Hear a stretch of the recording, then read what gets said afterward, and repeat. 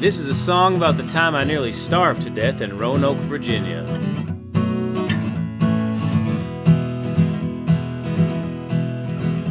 Well, I woke up Wednesday morning in my little motel bed, knowing I would die the minute that I moved my head.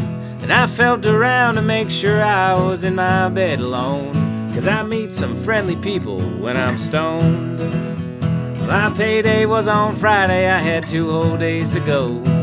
And even in my agony, I knew that I was broke. Well, let me pay the check, I said, and keep the change, my friend. She wiggled out of sight with my last 10. And at noon I realized there wasn't any way to eat.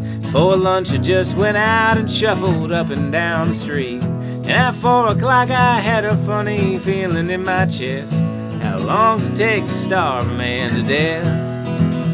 Well, I found some pennies in my junk and bought a candy bar. Divided it in pieces and I ate one every hour. And I just rode into town and didn't know a single soul. There wasn't any way to make a loan.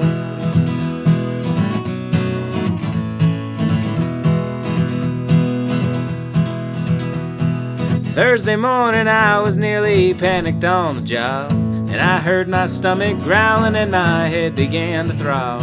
And I contemplated murder of the folks that brought their lunch. The sudden smell of food would make me jump.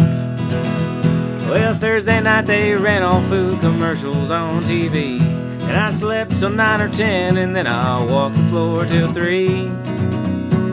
Friday morning I looked for some ketchup on my shirt. My mind was gone, my legs began to hurt.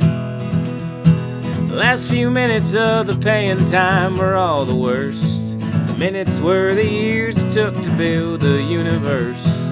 Finally it came, I got my check and made a dash. Yes, I said this man will eat at last. Well, running down the sidewalk I could see the words so sweet. The signs flashing on and off, ETD.